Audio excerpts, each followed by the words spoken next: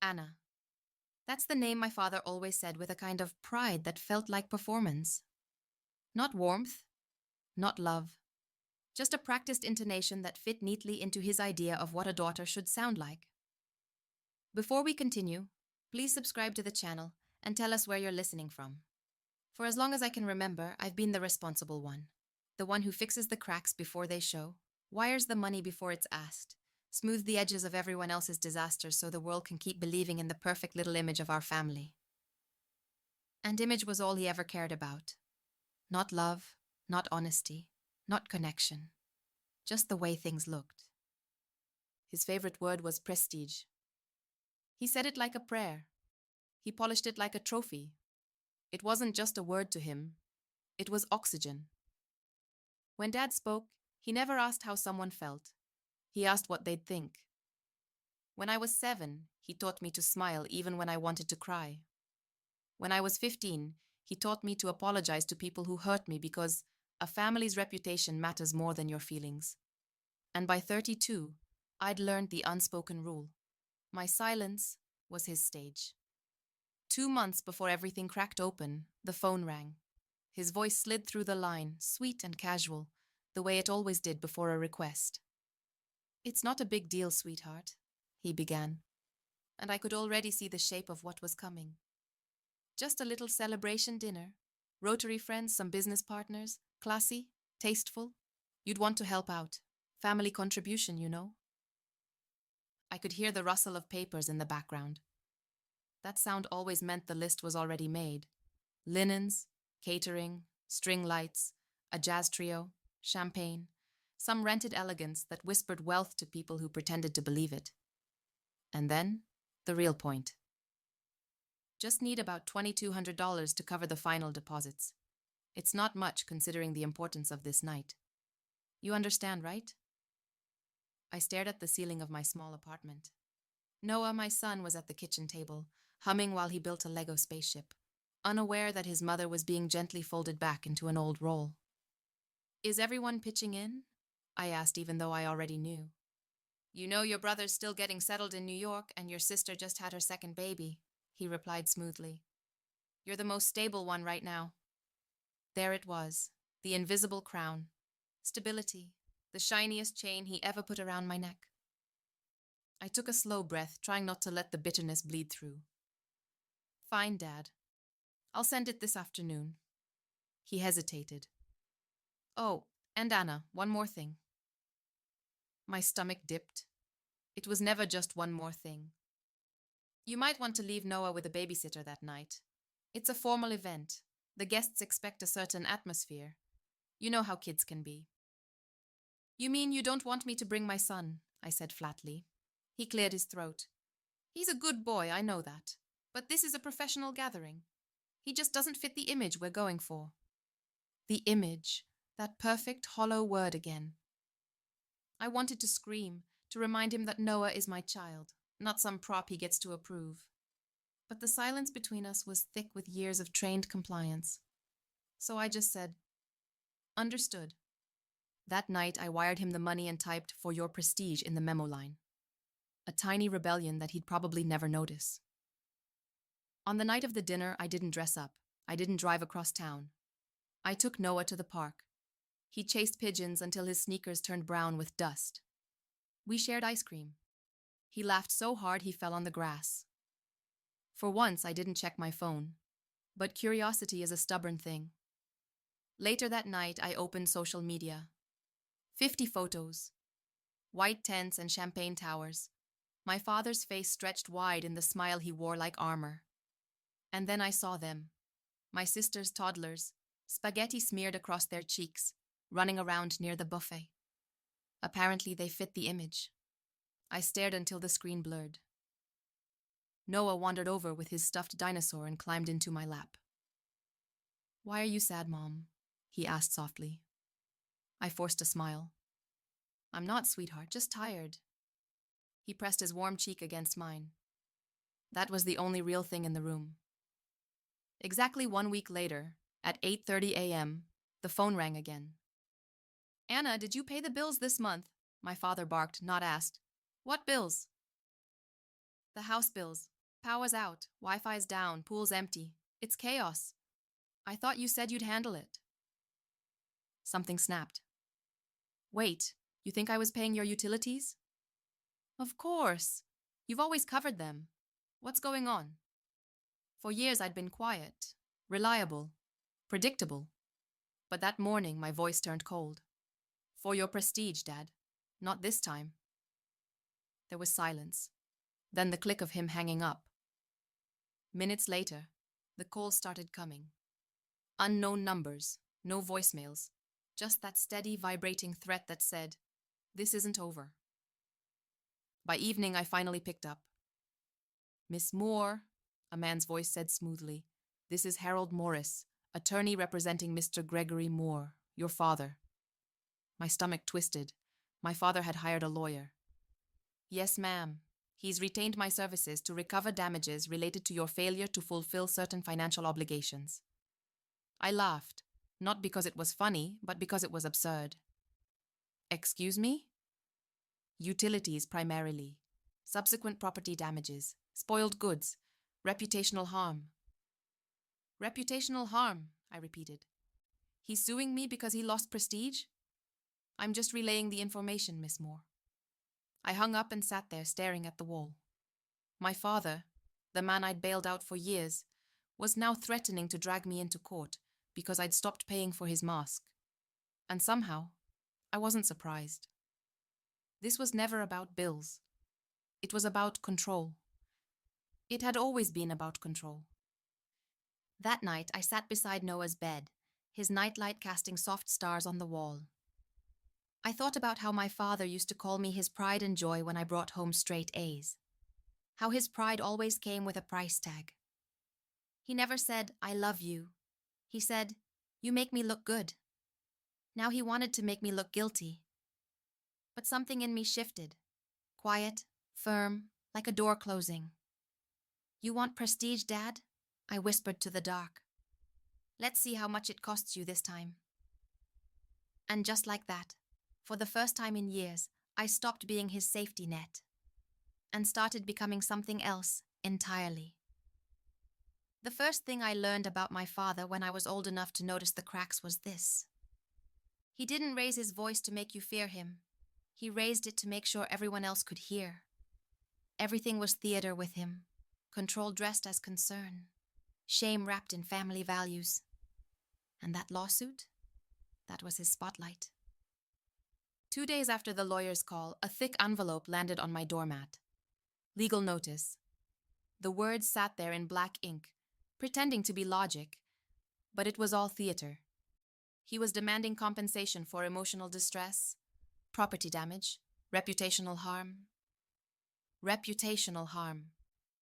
The man who had built his entire life on looking perfect was trying to put a dollar sign on losing control. My hands trembled, not out of fear, but out of something sharper. Anger. A clean, steady kind of anger that no longer begged to be justified. I texted him once, short and sharp. "Got your letter. Shame you couldn't just call me like a father." No reply, but he didn't need to reply. A few hours later, I saw his post on Facebook. "Some people pretend to be family but turn their back when you need them most. A real parent sacrifices everything for their children. Pity not all children return the favor." He didn't tag me. He didn't have to. My phone lit up like a warning flare. Aunts, cousins, old neighbors. Their messages buzzed with carefully disguised judgment. "Anna, what happened? Your dad says you drained his accounts. You should respect your father." It was the same song, a new verse. But then there was Mason. Mason hadn't spoken to me in years. The family called him difficult, rebellious, a bad influence. But in truth, he was the only one who'd walked away from the performance early. His message was short. He pulled the same stunt on me. "If you want help, I'm in." We met at a quiet cafe downtown. Mason hadn't changed much. Rugged, steady eyes, that smirk that said he saw through everything. He slid a folder across the table like he'd been waiting for this moment. "You're not crazy, Anna," he said. "You're just next in line." Inside the folder were screenshots, notes, bank statements, old emails. 3 years ago, Dad had borrowed money from him for home repairs. 2 weeks later, he'd uploaded vacation photos from Cancun. When Mason called him out, Dad told everyone Mason was unstable. He cut him off for 6 months. The pattern was a loop. "He's making it look like I owe him money," I muttered. "Because he's loud," Mason said calmly. "And you've always been quiet. That's his weapon. Noise." He leaned closer. "But he's sloppy too. He leaves trails." "What kind of trails?" Mason pulled another paper from the folder, a faded property record.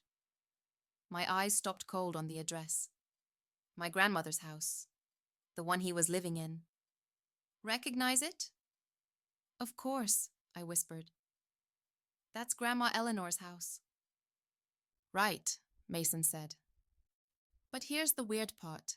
The transfer after her death was never filed. Not in his name, not in anyone's. Legally, the will still applies. And if it says what I think it says, that house isn't his. It's yours. The air left my lungs. For a moment, the cafe noise faded into nothing. My entire childhood, the endless guilt trips, the way he spoke about his house, tilted like a set piece. "Are you sure?" Mason gave me a small, knowing smile. "Anna, your grandmother wasn't blind. She left the house to the one person who wouldn't sell it for status." That night, I tore through my closet until I found the dusty old folder labeled Eleanor Moore Estate. I hadn't touched it in years. Inside, tucked between tax forms and old certificates, was the envelope. Inheritance transfer, 2009. My grandmother's handwriting, neat and elegant, marked my name. I unfolded the will with shaking hands. It was all there, signed, witnessed, legally binding. The house had been mine all along. Every speech about how I owed him for everything. Every lecture about family loyalty. Every guilt-soaked dollar. A lie wrapped around a title deed. I sat on the floor surrounded by ghosts of old conversations, the weight of truth pressing into me like a steady hand on my shoulder. Noah patted in, rubbing his eyes. "Mom, why are you on the floor?" "Just found something important, sweetheart." "Treasure?" he asked, his voice soft and sleepy. I looked down at the will. "Yeah," I whispered. "Something like that." The next morning, Mason called. "So?" "You were right," I said. "The house is mine." His voice was steady, almost proud. "Then it's time you act like it. File the paperwork. Take it back. Stop letting him run your life." I stared at the envelope again. All these years, I'd believed his version of the story because he told it louder than anyone else. But now I had something louder. Proof. "This isn't about revenge," I said quietly to myself. "It's about ending the story he keeps rewriting."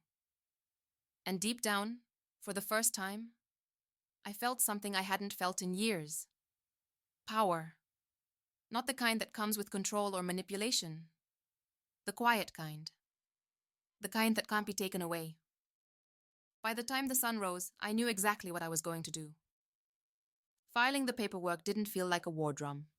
It felt quiet. Almost too quiet. There was no music swelling in the background, no cinematic thunderclap. Just a clerk behind a scratched wooden counter, typing something into a computer, stamping a few forms and saying, "All set."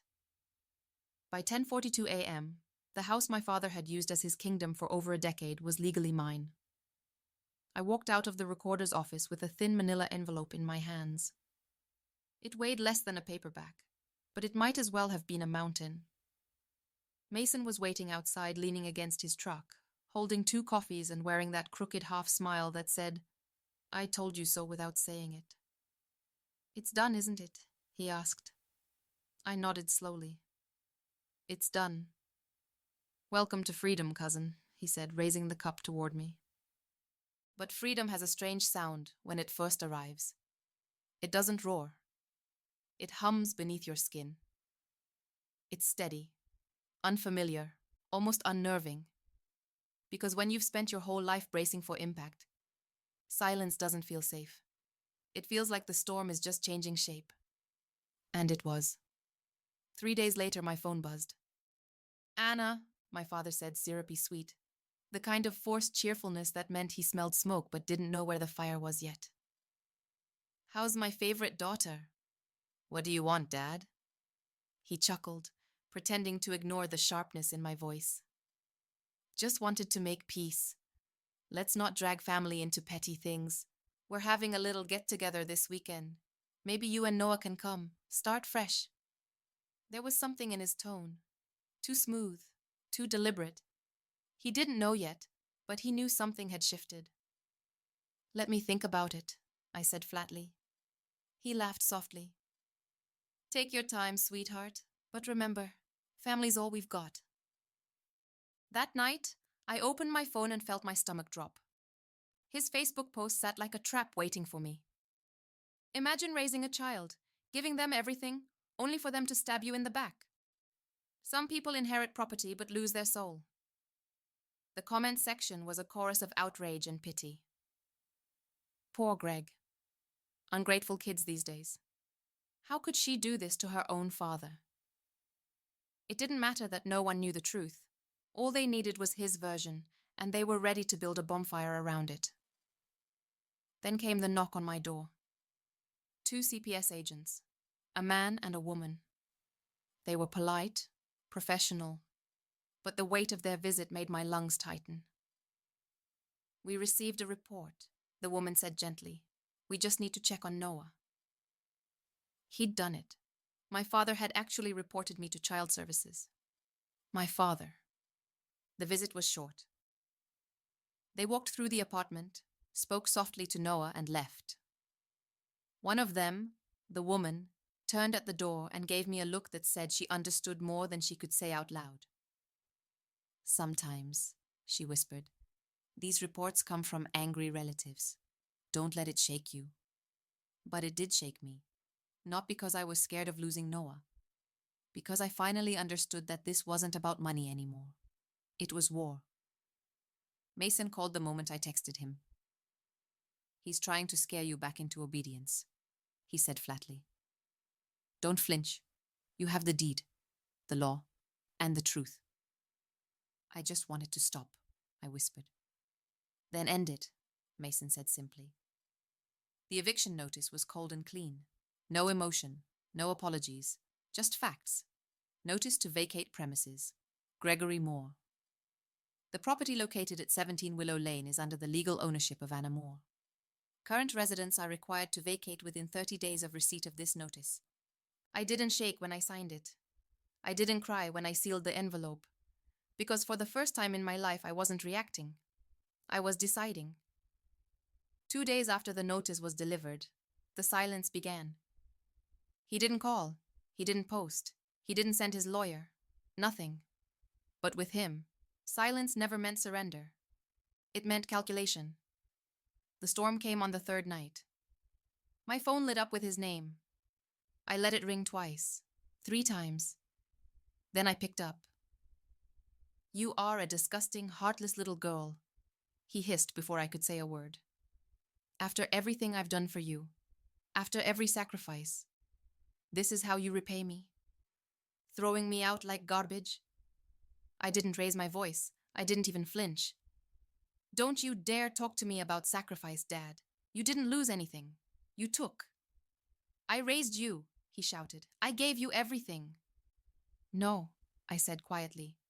You took everything you could and called it love. Your grandmother would be ashamed, he snapped. That landed like a blade against my ribs. He knew exactly where to aim. I steadied my voice. Don't bring her into this. She's the only one who ever saw me for who I was. She saw a naive little girl who needed guidance, he barked. I was that guidance. And now, because you think you've got a piece of paper, you're acting like you own the world. I closed my eyes. Slow breath. Calm steel. It's not just a piece of paper, Dad. It's proof. Proof you lied to me. For 10 years, you let me think that house was yours while you guilted me into paying your bills. Watch your tone, he snapped. You're still my daughter. I exhaled slowly, letting the words I'd been holding back for years finally surface. No, I'm not your daughter anymore. I'm your landlord. The silence that followed was sharp and electric. Then came the click of him hanging up. The next day, Mason texted me. He's calling everyone. Says you're mentally unstable. Typical. I stared at the message and felt something unexpected. Not fear, not hurt. Clarity. He was playing the same game, but I wasn't the same player anymore. That night, as I tucked Noah into bed, he wrapped his little arms around my neck and whispered, "You're strong, Mom." He didn't know the details. He didn't need to. He could feel it in the way my hands no longer shook. Power doesn't always roar. Sometimes it whispers in the quiet spaces between fear and freedom. And as I turned off the light, I whispered back to myself, "This ends with me." The silence after the eviction notice stretched like a pulled string. No calls, no threats, just the quiet hum of something building behind the scenes. But this time, I wasn't waiting to absorb the blow. I was standing to meet it. 5 days later, he called. His voice was controlled. "Anna, your letter arrived. Let's be reasonable. 30 days is harsh. Maybe we can talk." "There's nothing to talk about, Dad. The notice is legal." He sighed, the same practiced sound I used to mistake for disappointment. "Anna, I'm your father." "And I'm the owner of the house," I said evenly. "You can stay, but next month you pay rent. $2,000. On time." A pause stretched, then a short laugh. "You're joking." "I'm not. Pay like any tenant or leave." The laughter died. "We'll take it," he said finally. When the first check arrived, there was no note, just silence, the good kind. Each month, more checks came. Each one was proof that the power had shifted. He who once dictated my worth now paid for the privilege of staying. 6 months in, my rent account passed 12,000. Noah thrived. He built a small robot, called it Justice. Mason texted, "He's telling everyone he taught you how to negotiate." I didn't even flinch. The truth didn't need defending anymore. One night he messaged, "Faucet's leaking. I'll fix it." Polite. Businesslike. Mason called after. "Weird?" "Weird's better than chaos," I said. A week later, his real call came. "Anna, can we meet? Neutral ground, the park?" I almost said no, but curiosity said yes. The park looked smaller. He sat on a bench, no performance left in him, just tired eyes.